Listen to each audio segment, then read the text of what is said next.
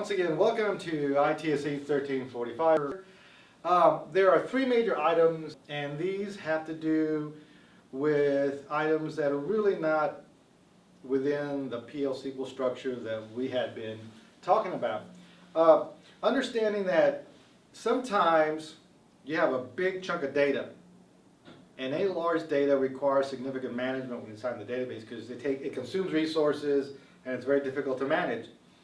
So Oracle has come up with this process where what you do is you actually save the address of the large chunk of data within as a pointer to the directory file structure where that large file data resides. So instead of having to warehouse that internally, it's actually stored outside so it doesn't have to be managed internally.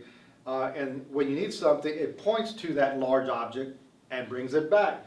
So there's the three items. There's the large objects that you have to bring back. Two, originally when Oracle began, when I was doing this way back when with Oracle 7 and Oracle 8, it was intranet. There was no internet. Everything was internal to the operation. When everything was internal to the operation, the idea of internet connectivity was not really part of the structure of Oracle. Also, emails really didn't exist as pervasive then as they are today.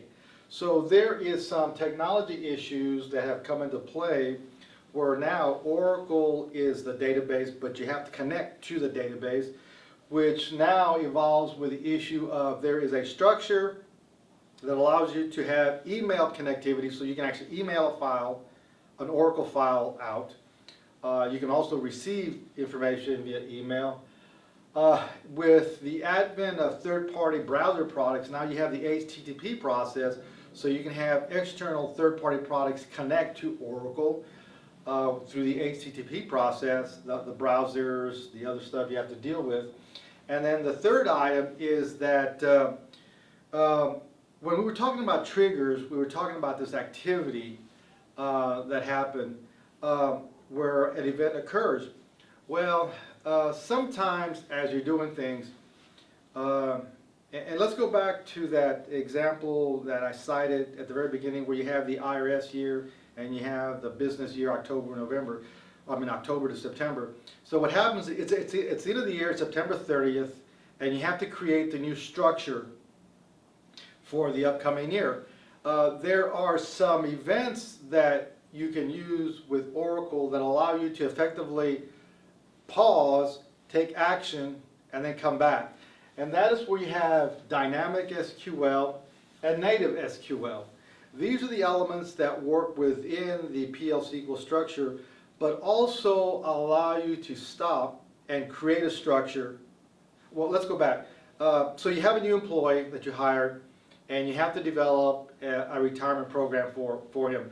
But there is no table, there is no process to hold that information for him. Because it's going to be the new year. Last year he hadn't opted for this retirement program. Now that the new business year is going to happen, he wants to take advantage of a new retirement program. But that structure didn't exist for this employee. So at this junction in time, you have to pause, create the structure that's going to hold the data, and then populate the data. So there is what they call execute immediate.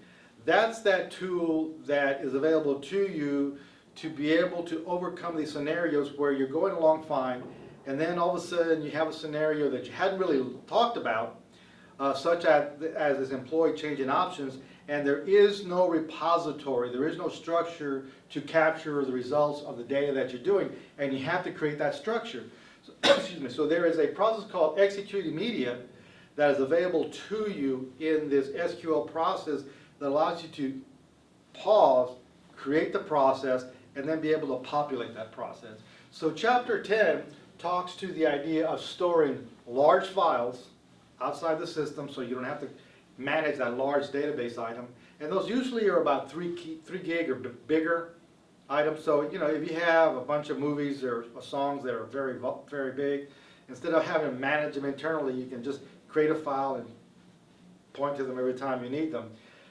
The communications process that's now available to Oracle with the advancement in email structures, so you can email information and receive information.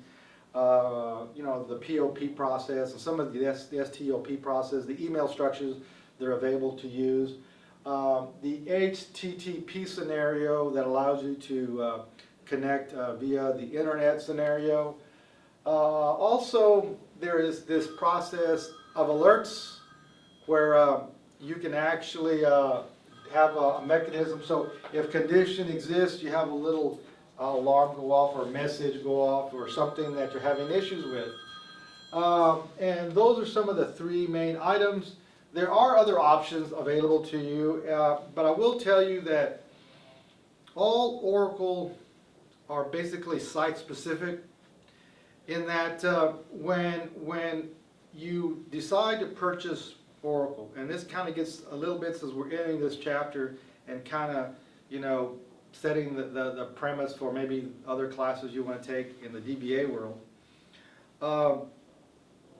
When I was doing this way back in the before time, and I was going to install Oracle, I had a 3-ring binder, and it had a bunch of sheets in there, and what it would do, there was something ridiculously called Oracle Calculus, and what you would do is it had a big ledger format that you would fill out. It would ask you how many users, how much file, and after you went through this whole process, it would tell you if this is your problem that you want to solve and you want to use Oracle to solve that problem, these are the Oracle options that you should acquire to solve your problem. And that's how you would develop this Oracle scenario. And it gets really picky in there. I know when I did this the first time, at the very last, Oracle asked me, what is the serial number of your BIOS chip?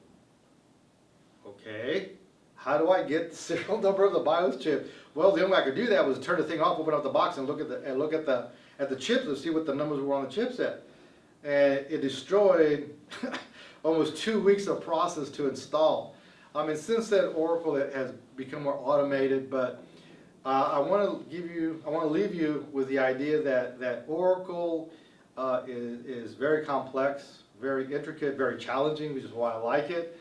And with the advent of technology, the seed I want to plant here is that never get too comfortable with what you have because it's always changing. As of late, we've had the scenario from 32-bit to 64-bit, and the fact that as technology advances, you have to update and upgrade. And when you update and upgrade, I will tell you that sometimes some of the older code becomes obsolete. So understand that you may find yourself in a scenario where it was working then, it's not working now, and you have to go back and figure out why. And it could be that, once again, that was built for the technology of the day, and as technology advances, you may be called to arms to try to fix a problem that was working and now is not. So once again, thank you for this class, and good luck.